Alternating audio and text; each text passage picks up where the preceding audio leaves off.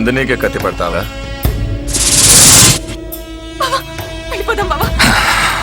ఏంటి భయమా? ఇక నుంచి వాడు నన్ను చూస్తే భయపడాలి. భయపడతాడు.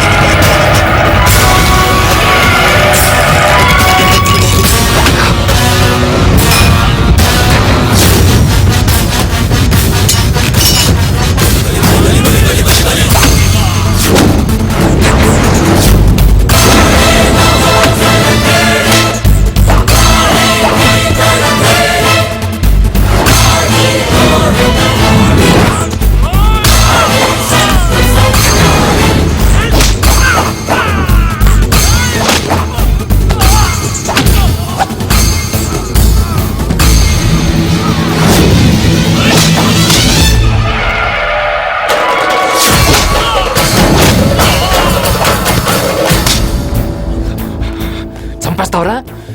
నీకు భయపడాలరా? భయం?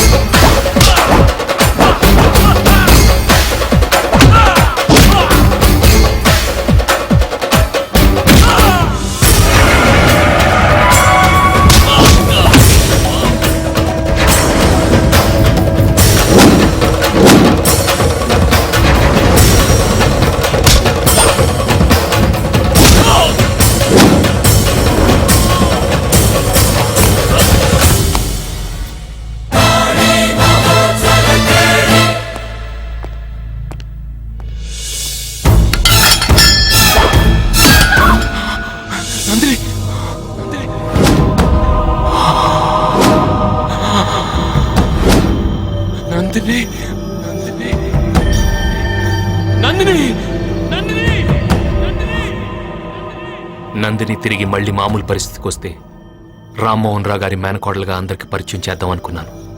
కానీ అది కుదరలేదు. నేనేం చేసినా ఆ కుటుంబం కోసమే చేశాను, ఆ కుటుంబం కోసమే చేస్తాను. ఈ విషయంలో నన్ను ఎవరేమనుకున్నా లెక్క చేయను. సారీ సార్, ఇంతకాలం మా నాన్న ఒప్పుకున్నాకే చందుని పెళ్లి చేసుకోవాలనుకున్నాను. ఇప్పుడు ఒప్పించి చేసుకుంటాను సార్.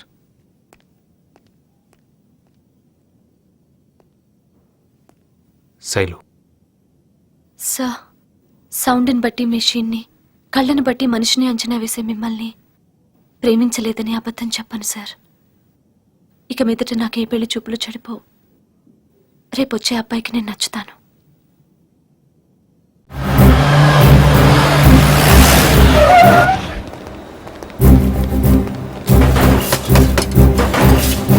లక్ష్మీనారాయణ అంటే మీరేనా? అవును సార్. మిమ్మల్ని అరెస్ట్ చేస్తున్నాం. దేనికి? ఈ కంపెనీలో మీరు 10 లక్షల రూపాయలు చీట్ చేశారని మీ మీద కేసు పెట్టారు. నేను 10 లక్షల రూపాయలు చీట్ చేయడం ఏంటి? నువ్వే చేసావు. యశోద హాస్పిటల్కి నువ్వు కట్టిన బిల్స్ లక్ష్మీనారాయణ. చూడు, అది నా పర్సనల్ యూస్కి వాడుకున్నది కాదు. దయచేసి ఇవన్నీ చెప్పొద్దు. ఇదే ఫ్యాక్టరీలో ఓ రోజు నన్ను సంకళ్ళు వేసి బయటికి పంపించావు. ఇప్పుడు నేను అదే చేయబోతున్నాను. ఆ 10 లక్షలు కట్టి ఇక్కడి నుంచి కదులు, లేదంటే నిన్ను అరెస్ట్ చేస్తారు.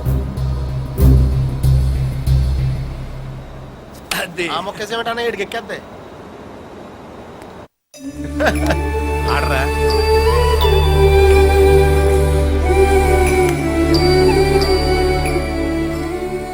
తమ్ముడు, ఏంటి? పోలీసులు వచ్చారా? నేను దొంగతనం చేశానంటున్నారు. నేను దొంగతనం చేయటం ఏంట్రా? యజమానికి తెలియకుండా వాడుకుంటే దాన్ని దొంగతనమే అంటారు. అది కదరా తమ్ముడు, అది నా పర్సనల్గా నేను వాడుకోలేదు. నా జీతం తప్ప నేనేమీ వాడుకోలేదు. అది మన కుటుంబానికి బాగా కావాల్సిన అమ్మాయి ఖర్చు పెట్టాను రా. మన బంధువుల అమ్మాయి ఖర్చు పెట్టాను. అనాథలందరూ మాకే బంధువులా?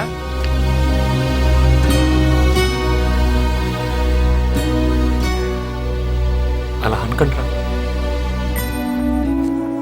సార్, వీళ్ళని ఎందుకు సార్ అడుగుతారు? మీ చేతులు అడిగే చేతులు కాదు సార్, ఆదుకునే చేతులు. రండి సార్, వెళ్ళిపోదాం. రండి సార్.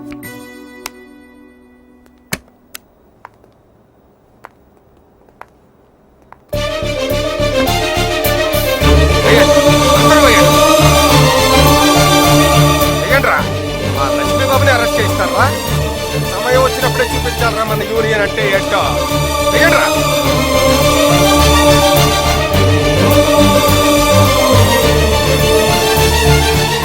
వెయ్యండి. తీసుకో. ఈ డబ్బు సరిపోకపోతే మా జీతాల నుంచి కట్ చేసుకోండి. అంతేకాని లక్ష్మి గారి చేతులకి సంకెళ్ళు పడితే ఇక్కడెవ్వడి చేతులు మిగలవు. బాబు, కావలసిన వాళ్ళందరూ మీకు దూరమైన కార్మికులందరూ మీకు ఎప్పుడు అండగానే ఉంటాం బాబు.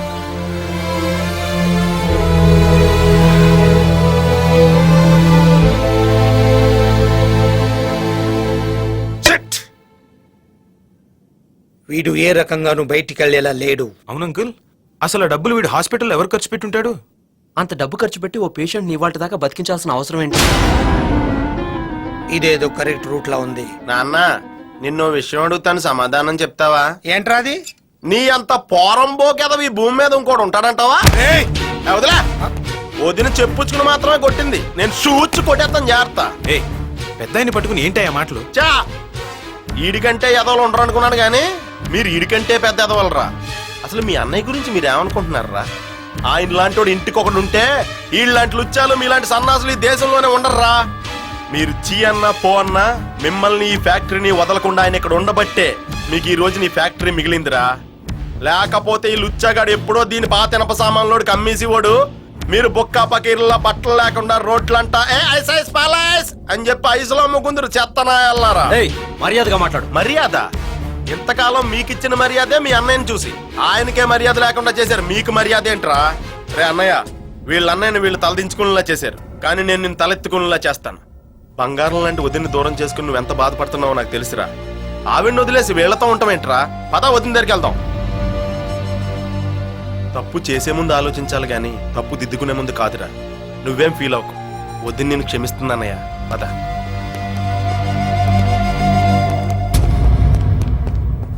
రేయ్, మీ అన్నయ్యని మీ నలుగురు కాదనుకున్నా 4,000 మంది కార్మికులు కావాలనుకుంటున్నారా. అదిరా, అది లక్ష్మీనారాయణ అంటే.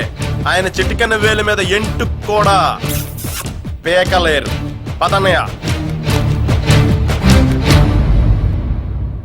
పిచ్చి నా కొడుకులు. డబ్బు అవసరమైతే మళ్ళీ వాళ్ళే వస్తారు, వదిలేయండి. ఇంతకీ ఈ యశోద హాస్పిటల్ ఇక్కడ? నువ్వు నా కొడుకుని కొడితే నేను ఎంత బాధపడ్డానో తెలుసా? నీకు ఆ బాధ చూపించరా? చూపించరా? చూపిస్తాను చూడు. తెలిసిందా? ఇదేరా నేను పడ్డ బాధ కూడా.